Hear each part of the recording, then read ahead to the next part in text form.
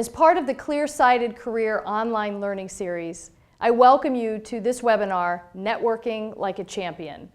My name is Sharon Keane and I serve as Director of Professional and Academic Programs for Notre Dame's Alumni Association. What do you think of when you hear the term networking? Think relationship building, managing relationships, making connections, selling. For many of us, somehow the term is negative, it's off-putting, or confusing. When we say networking like a champion, we want to help you to build, strengthen, and enhance a premier network that serves you well over the course of your career and life. In our webinar today, with the help of our expert panelists, we will define networking and share its purpose, dispel a few key myths, discuss what makes for good preparation and follow-up, address real-world scenarios when networking in person, by phone or Skype, and online, and provide proven solutions. And finally, issue a Networking Like a Champion challenge so that you can grow your network. As we get started on this important topic, I'm pleased to introduce my Notre Dame colleagues, Laura Bellis and Larry Westfall. Laura Bellis is the Associate Director for Career Development in the Mendoza College of Business. And Laura brings her corporate and consulting experience and 10 years of coaching and counseling our graduate business students and alumni with her today. She also works closely with various employers and makes connections between our students, alumni, and employers that lead to internships, promotions, jobs, career transitions, in short, opportunity. By way of background, Laura consulted with Booz Allen Hamilton, with Arthur Andersen, and with Accenture, and honed her skills as well as her appreciation for networking and talent optimization. Larry Westfall serves as Director of Graduate Career Services in the Graduate School here at Notre Dame. Larry leads the team of individuals who support 2,300 Notre Dame graduate students when it comes to their career support and professional development. Larry joined Notre Dame in 2013, and prior to that, he was with the University of Illinois doing similar work for their MBA students. Larry also had a corporate career in human resources, so he draws upon all of this experience. I want to welcome Laura and Larry to this Networking Like a Champion webinar. So when we hear the word networking, for most of us it means building relationships for mutual benefit. I'd like to shift our mindset a little bit and offer up a couple of other frameworks.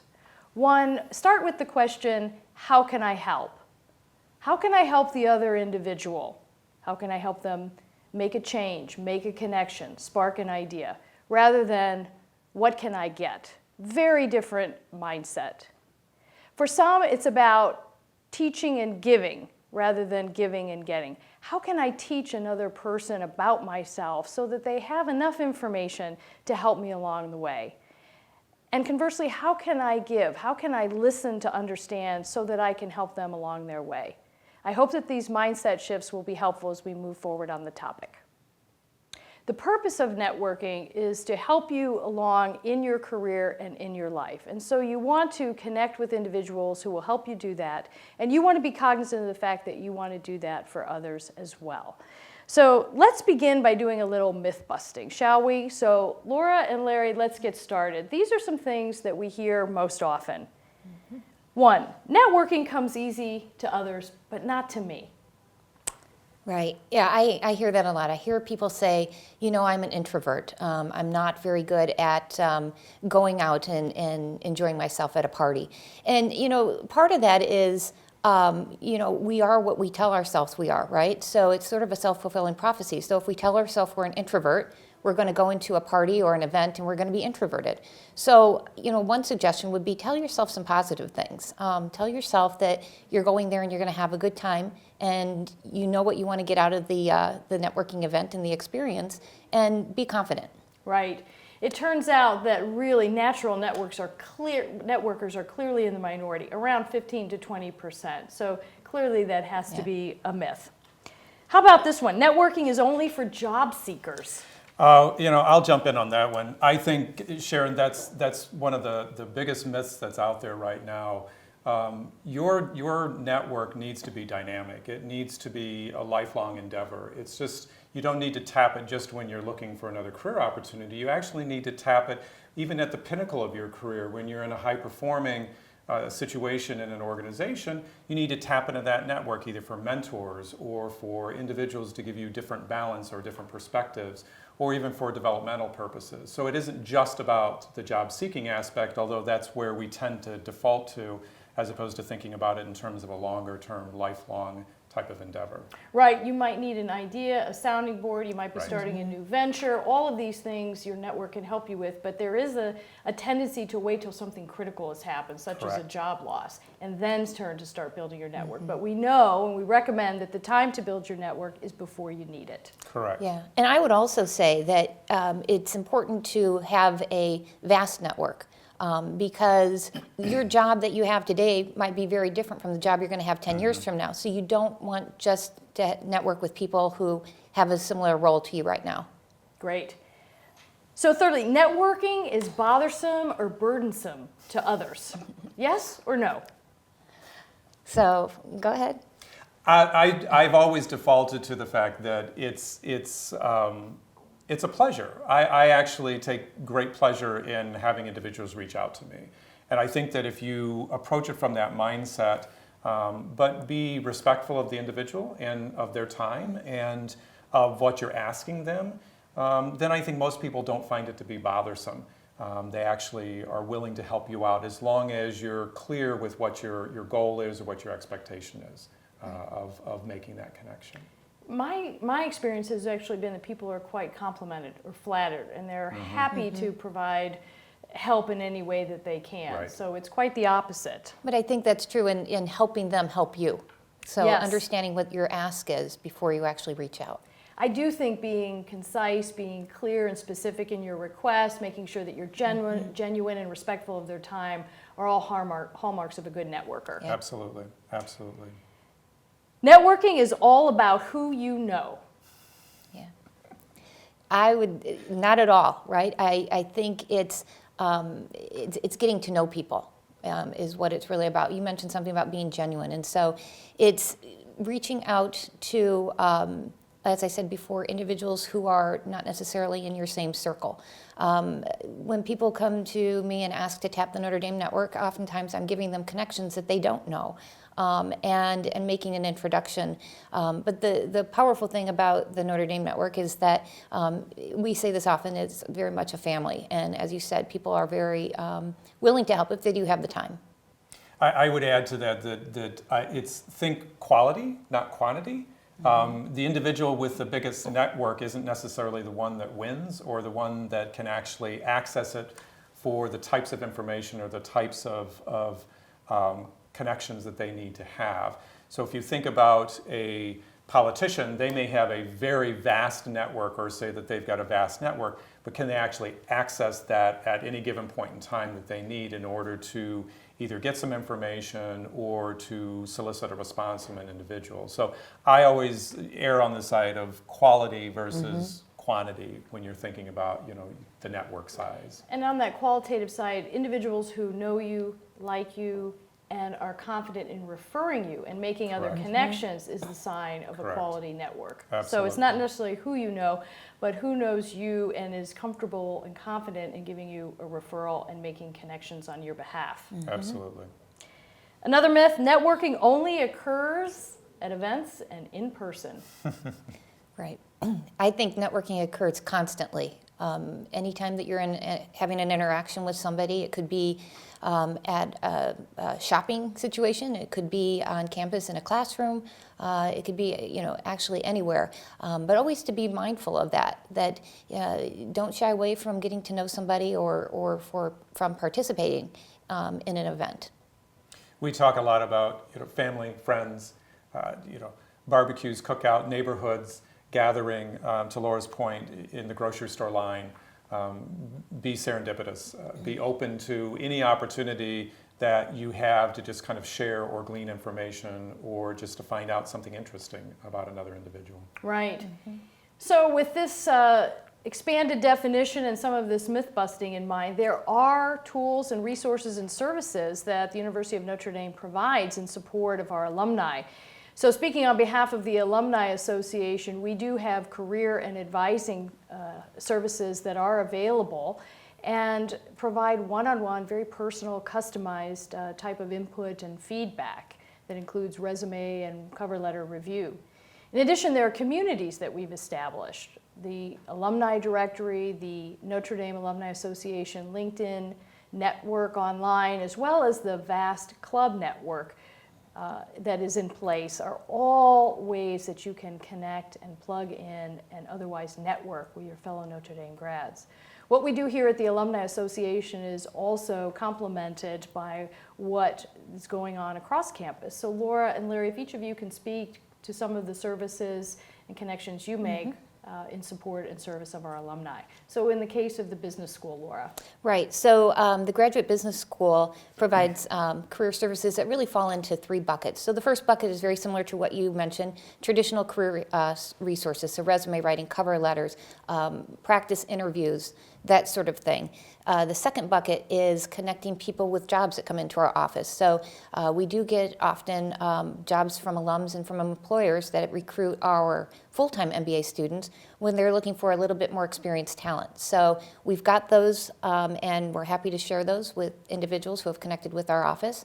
And then the third is, as we're saying, networking. So a lot of it is helping individuals find connections at either companies or geographic locations that they're interested in building a business network. So on the graduate side, Sharon, we work with our alums basically 1 year out from graduation. And it's similar to what Laura says with regards to grad business, helping them make connections, helping them find different types of job opportunities depending on what their career path is, connecting them into maybe some potential activities that we're having here on campus, so bringing them back to campus and help them kind of reconnect. And then kind of those hygiene factors of, well, let's relook at that resume, let's relook at that cover letter, and think about what's the overall plan that you're trying to work here. So we do try as much as we can to work with them, but at some point in time, then they will transition over to your area and to the Alumni Association. Right, terrific. Well, all good things to be aware of. And so as we continue on this topic of networking, preparation is very important. And it strikes me that there are really at least three key areas. One is the emotional preparation. We have to acknowledge that there's an emotional component. How we psych ourselves up, talk positively to ourselves, really get in the game, and how we prepare ourselves emotionally for that. Secondly, there are practical components that we have to consider. How do we study up? What are we going to wear? What's the appropriate attire? And then thirdly, strategically, what is it that we're really looking to accomplish? And how can we develop a plan that gets us down that path towards those outcomes that we desire? So I welcome your components on comments on the psychological, emotional components, how we get focused, how we make sure that we're confident, that practical side also of preparing, doing our homework and research, and then how we put in motion a plan that gets us where we want to be. So from an emotional standpoint, and I said that earlier, that, talking positive to ourselves, right? So making sure that we're in that right frame of mind and that we know what we want to get out of that interaction with someone. So, doing your homework, if you know that you're going to be meeting with, or if you know certain people are going to be at an event, doing a little research on them ahead of time, looking at LinkedIn.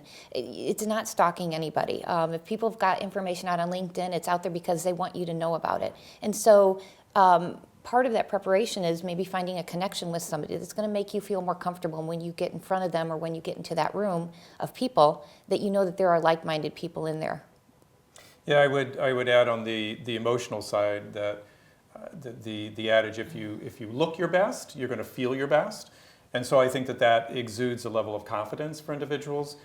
So again, wearing something that you're comfortable in, that you feel really, maybe accentuates, who you are. But the other piece, I was reading recently an article, and some may have found it, with Amy Cuddy, who is a Harvard professor.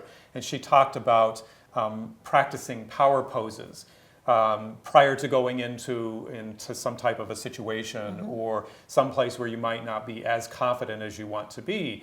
And so, practicing your power pose, whatever that happens, your superhero pose, and it actually does work on your emotional, psychological self, that it actually helps you feel more confident that you can then walk into whatever space it is that this networking event is happening. Right, she does assert that the body changes the mind. Correct. So that Correct. the power posing and that physical expressiveness can influence how positively we feel in a Absolutely. situation Absolutely. about ourselves and others. And there are tools, so as we get into the networking, that there are tools to organize, to keep us on track. Let's assume success. We meet a lot of people, come in contact. Those things need to be organized. I know we offer the Career Shift tool, which helps organize and store contacts and chronicles communications with individuals with whom we're networking. Spreadsheets, kind of the days of old, but people still are using those as well. There are apps that are out there. What else would be tools that would help people in a practical sense as they build their network? Well, I think that one of the most widely used is LinkedIn, and just using that as the repository for individuals that you connect with, that you meet at a particular function or an event.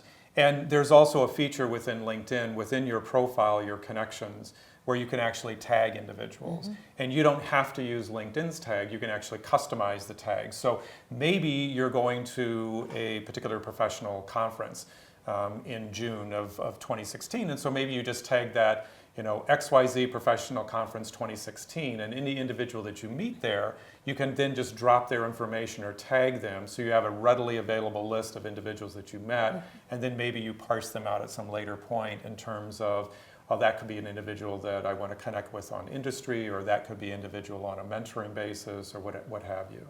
Right. Laura, how have you seen smartphones used? Right. So most of the students that we work with have some sort of an app that they have on their smartphone. And the most important thing that we remind them is when you're at an event or you meet somebody, to quickly take a note in your phone on them. It's one thing to collect business cards, but it's another to remember what the conversation was that you had with that individual after you left. And that's very important, especially if they've taken the time to share information with you. So we ask that they just type a quick note in there, and then they've got that before they leave the event.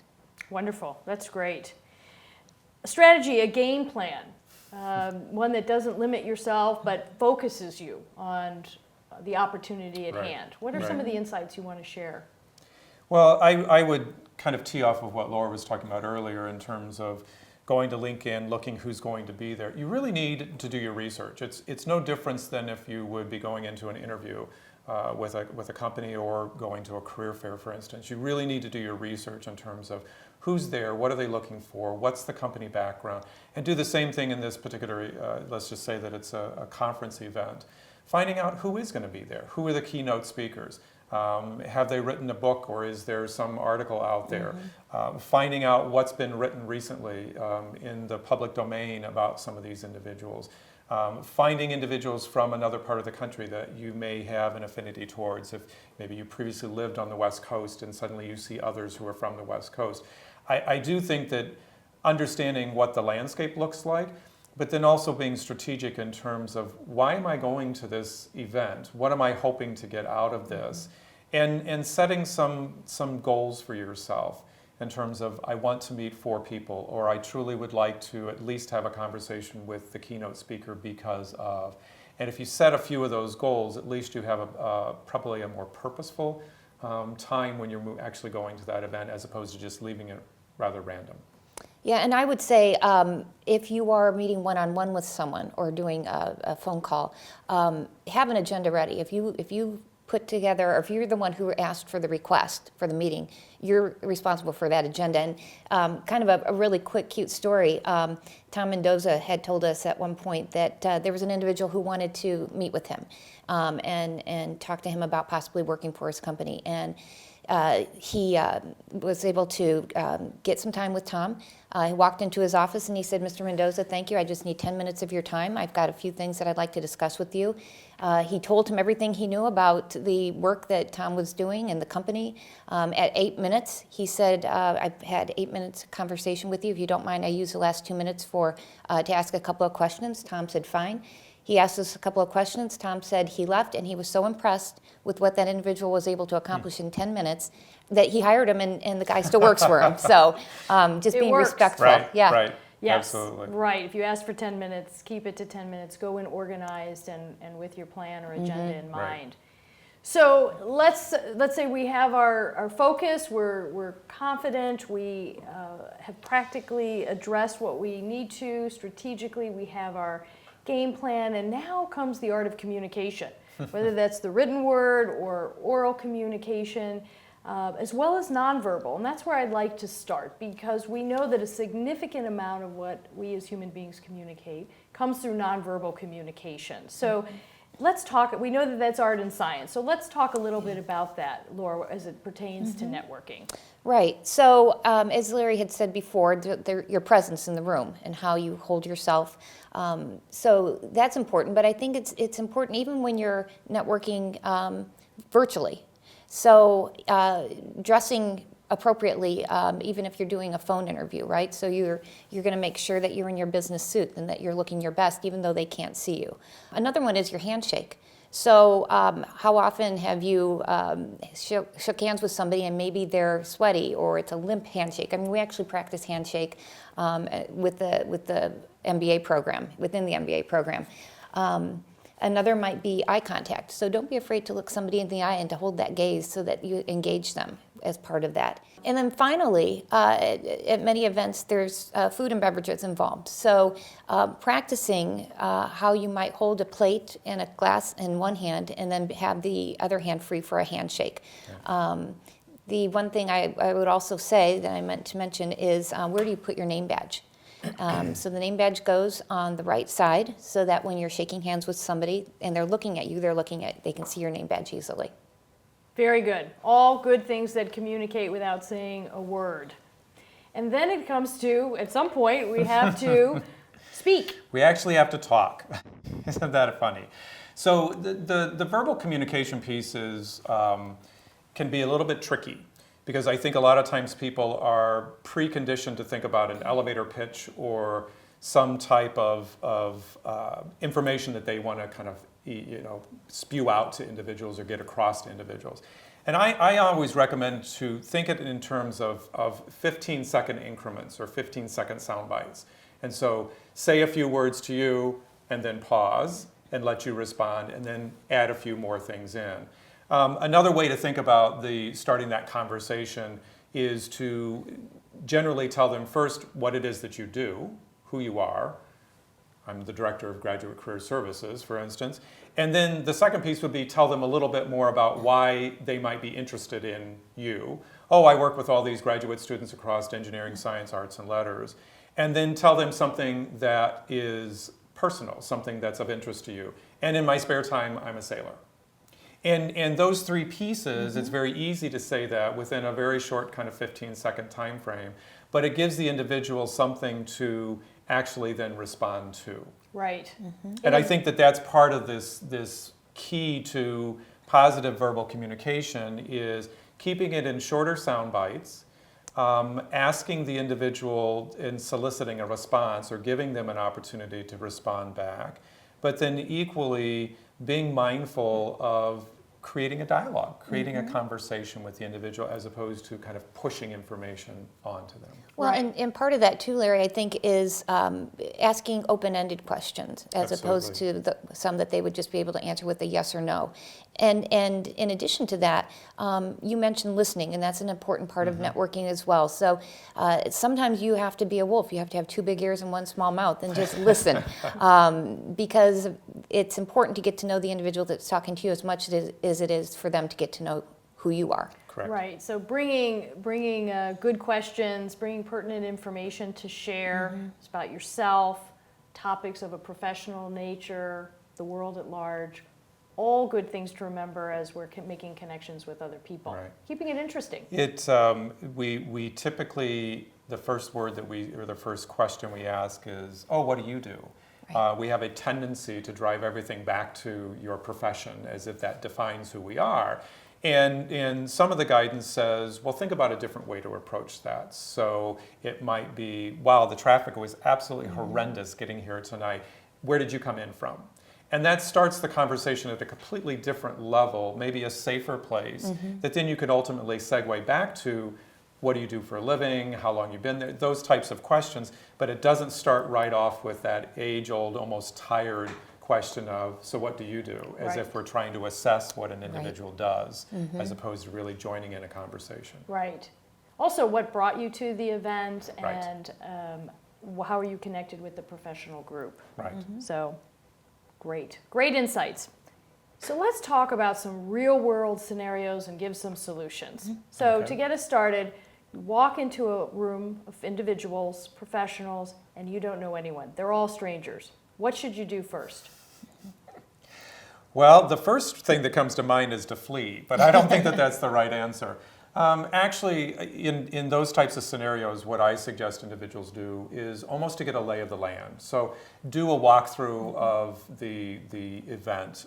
Maybe there are some posters, or there's a display, or maybe there's some vendors who have some things that are out there. And start walking around and just getting a nice little lay of the land. Who's there, looking at people, seeing how people are talking.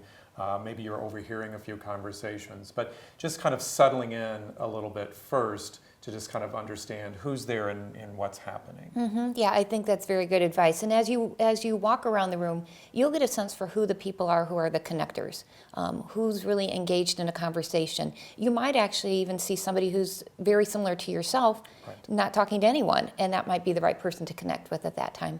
Right, so walk in, observe, deep breath, plug yourself into a connector based on your observation, and you could also even offer to do a task. Volunteer for Sure. something just to get you in the room, in the experience quickly. Absolutely. I think some of the conferences that I have been to in the past, any new member actually had a certain colored ribbon on their name tag, and that helps you to identify. So Yeah. if you're new and I'm new, we have now something in common. We're both new, and so together we can move out into this space and meet some different people. Right. Another real world scenario, I plug myself in, I have a conversation, but I don't think it went well. How do I regroup and reapproach? Well, I think if you had that conversation and it's not going well, you can always excuse yourself and say that you need to go get a drink or grab some coffee or something like that to get yourself out of that conversation. But then, do a real check with yourself. I mean, maybe it went better than you thought. Don't be hard on yourself. Don't give up. Give yourself a pep talk. And go connect with another person or individual in that room. Maybe that just wasn't the right timing for the person that you were reaching out to. You just don't know. Yeah, I agree with that. I think find a graceful exit from that conversation. And then I suggest taking a break, just maybe even stepping outside, but stepping outside the venue and regrouping, rethinking, debriefing. And then the key, though, is just like the bicycle, get back into the room and try it again and connect with another individual, but have an awareness about what that prior situation was. I think refocusing on your aims, your goals Correct. for going into that experience can often help. Step aside, what were my goals? I want to focus on Right. those, and then Right. go in with a renewed sense of energy and positivity. And I think the more you do it, the more comfortable it will get. I mean, True. I've heard people say networking is like a new pair of shoes, right? Not comfortable when you first have them, Right. but as you wear them, They it become so. becomes much better. Right. So as we've had a series of conversations, we have the information, follow up. Follow-up is key. It's probably one of the more critical aspects besides just meeting the individual. The key here is when you're following up with an individual that you've met, give them a connecting point. So if this is a day after or a week after the event or where you actually met them, give them some shred of information that connects them back to where you met, what you talked about, maybe where that common linkage was, that maybe you had children who had gone to the same university, but give them the connecting point, and then you can move into a request of whether we want to get together have a cup of coffee, pursue the conversation a little bit further. Right. Wonderful. And kind of leaving that ball in your court when you leave that conversation, telling them that you're going to follow up with them, and then Right. make sure you do it. Right. Terrific.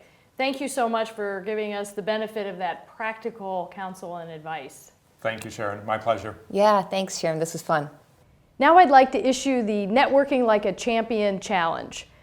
I invite each of you to commit to meeting with 4 people you already know and 4 completely new people each month for the next 2 months.